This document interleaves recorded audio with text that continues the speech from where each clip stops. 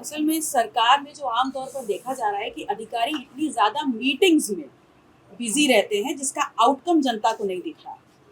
और इस सरकार में जो प्रशासन है और जो बेसिकली पुलिस है वो इतनी ज़्यादा बेलगाम हो चुकी है कि भारतीय जनता पार्टी की सरकार में जो हर तरफ सावन दिखाई दे रहा है ना, उसमें हर इस सूबे के हर जनपद में हर गली में बहुत ही ज़्यादा सामंती सोच वाले छुटभइये जो भूमाफिया हैं वो कुकुर मुत्ते की तरह उग गए हैं।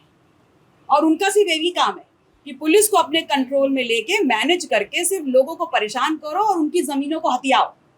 अब अगर आपके सामने उदाहरण के तौर पर देख लें तो ये एफआईआर है जिसकी तहरीर में साफ साफ लिखा है कि हमारी ज़मीन पर कब्जा किया जा रहा है और मेरे बगल में जो बैठे हैं इनके शरीर पर चोटें हैं, स्टिचेस आई हैं। लेकिन जो एफआईआर दर्ज हुई है वो इसलिए दर्ज हुई है कि मामूली चोटें हैं और अशांति भंग ना हो इसलिए एफआईआर दर्ज करी गई है। इसमें बीएनएस की धारा 329 कहाँ है जिसकी जमीन पे कब्जा हो रहा है, जिसने तहरीर दी है और अपनी साफ क्लियरली मेंशन किया है कि जमीन पे कब्जा है, उसके परिवार को मारा गया है, सर पे स्टिचेस आती हैं, तो 117 118 कहाँ है, 329 कहाँ है? और सबसे बड़ी बात जवाबदेही किसकी है?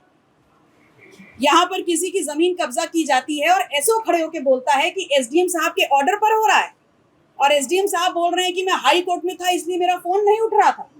वो ऑर्डर कहाँ है? वो कौन सा ऑर्डर है जो किसी भी व्यक्ति को अपनी जमीन पर या दूसरे की जमीन पर दीवार खड़ी करने की परमिशन देता है? सामने जो एक परिवार रह रहा है उसको मार करके, उसको बुरी तरह आहत करके, कौन सा ऑर्डर है एसडीएम का? ऑब्जेक्शन क्या था इस परिवार का कि आपकी जो जमीन है उस पे आप अपनी चारदीवारी बनाइए लेकिन हमारी जमीन पे कब्जा मत करिए।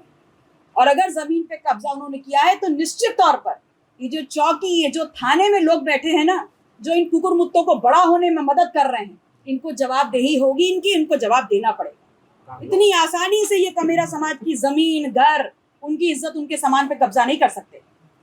कागज पे तो ऑल इज वेल बता रहे हैं। नहीं, ऑल इज वेल तो पूरी सरकार उत्तर प्रदेश में बता रही है। अगर ऑल इज वेल एवरीवेयर है then where is the well? Let me know that, because whenever we people are calling the administration they are simply saying that we are into meeting. What kind of meeting you are having? और आप लोग के माध्यम से ये भी कहना चाहूंगी माननीय एसपी महोदय, आपका ये प्रोटोकॉल है और आपकी ये जिम्मेदारी है कि अगर जनप्रतिनिधि आपको कॉल करे और आप कहीं बिजी हैं तो आप 5 मिनट में रिवर्ट करें। और मैं यहाँ पहुंच रही हूँ, ये जानकारी सबको है, लेकिन कहीं जवाब ना देना पड़े इसलिए एसओ बगल में खड़ा है 200 मीटर पे, लेकिन उसके कदम यहाँ तक नहीं पड़ रहे हैं।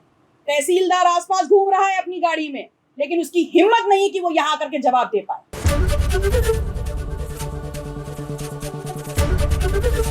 एबीपी गंगा, खबर आपकी, जुबान आपकी।